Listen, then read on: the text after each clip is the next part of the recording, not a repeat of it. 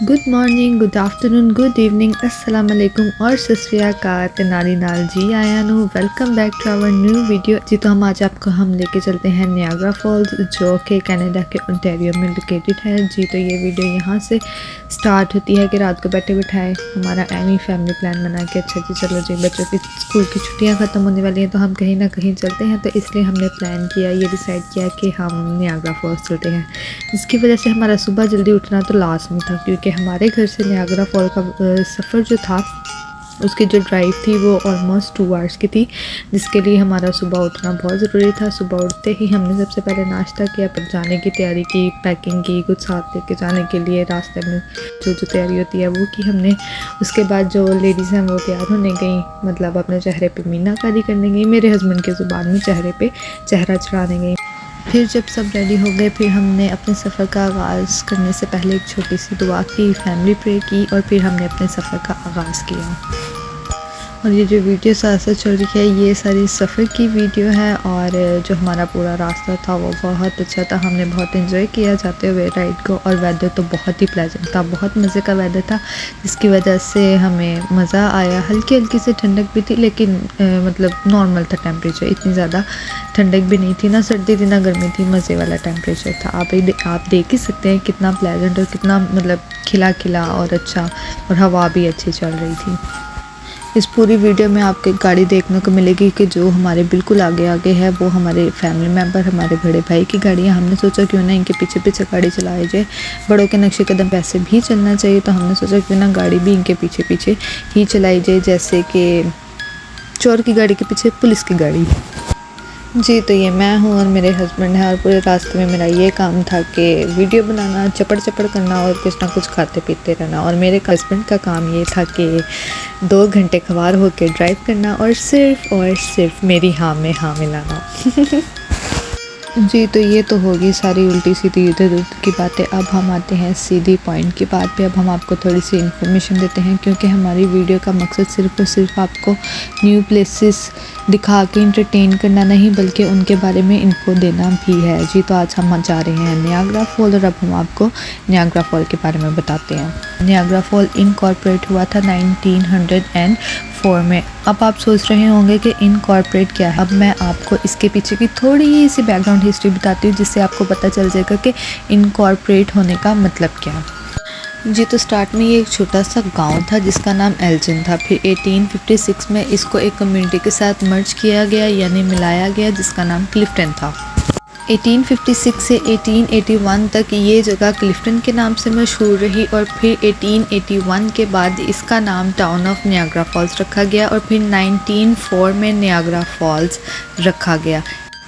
Communities को combine करके एक स्ट्रक्चर या एक यूनिट बनाने को इनकॉर्पोरेशन कहा जाता है, इसीलिए कहा जाता है Niagara fall was incorporated in 1904।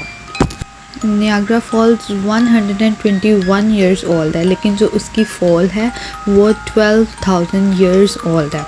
ये एक टूरिस्ट डेस्टिनेशन है और यहाँ का सबसे बड़ा सोर्स, जो मेजर सोर्स है वो इलेक्ट्रिसिटी है। नियाग्रा रिवर में 3 फॉल्स पाए जाते हैं, एक है अमेरिकन फॉल, एक है कैनेडियन फॉल। कैनेडियन फॉल को हॉर्स शू फॉल भी कहा जाता है और एक सबसे छोटा फॉल जिसको ब्राइडल वेल फॉल कहा जाता है। जी तो अब बात करते हैं नियाग्रा फॉल के अट्रैक्शन की। नियाग्रा फॉल की अट्रैक्शन में उसकी खूबसूरती तो है ही है क्योंकि उसकी खूबसूरती टूरिस्ट को और वहाँ के रहने वाले लोगों को बहुत ज़्यादा अट्रैक्ट करती है। इसके अलावा IMAX, casino, shops, restaurant, theatres, heritage sites, Spanish arrow car and the main thing is daily firework at night and new butterfly conservatory. ये सब चीज़ें नियाग्रा फॉल के अट्रैक्शन का बाइस बनती हैं। जी तो ये था पूरे का पूरा रास्ता। रास्ते में आते हुए मैंने आपको सारी इन्फॉर्मेशन भी दी और अब हम ये एंटर हो चुके हैं। अंदर एंटर होते ही हमें इनकी 2 बिल्डिंग नज़र आएगी जिसमें से एक पावर स्टेशन है और एक है हाइड्रो इलेक्ट्रिसिटी डेवलपमेंट कॉरपोरेशन, और ये दोनों ही ओंटारियो में हाइड्रो इलेक्ट्रिसिटी प्रोड्यूस करने का मेन सोर्स हैं।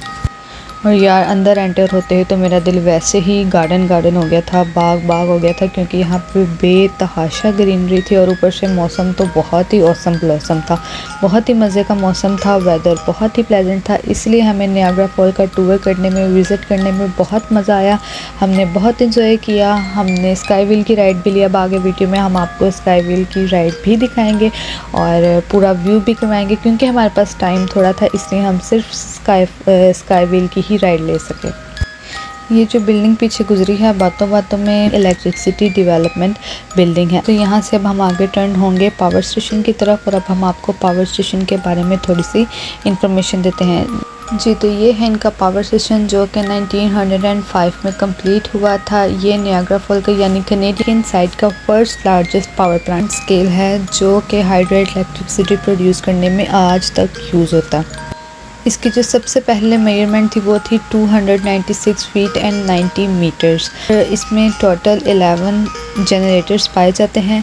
1905 से लेकर 1906 तक इसमें सिर्फ और सिर्फ 5 जनरेटर थे। 1913 में 600 फीट एंड 183 मीटर्स तक इसकी मेजरमेंट को एक्सपेंड किया गया और फिर 1917 में दोबारा से 5 जनरेटर लगाए गए और जो सबसे लास्ट जनरेटर था वो 1924 में लगाया गया। इसके टोटल 18 गेट्स हैं जो कि फॉल्स के वाटर फ्लो को कंट्रोल करके इलेक्ट्रिसिटी प्रोड्यूस करते हैं और जो इलेक्ट्रिसिटी प्रोड्यूस होती है वो ऑलमोस्ट 4.9 मिलियन किलोवाट्स होती है। यूएसए साइड में 2.7 मिलियन किलोवाट डिस्ट्रीब्यूट होते हैं और कनेडियन साइड पे 2.2 मिलियन किलोवाट इलेक्ट्रिसिटी डिस्ट्रीब्यूट की जाती है, जो कि 3.8 मिलियन घरों को इलेक्ट्रिसिटी प्रोवाइड करने के लिए इनफ होती है। इसी वजह से नियाग्रा फॉल को इलेक्ट्रिसिटी प्रोड्यूस करने का मेजर सोर्स कहा जाता है।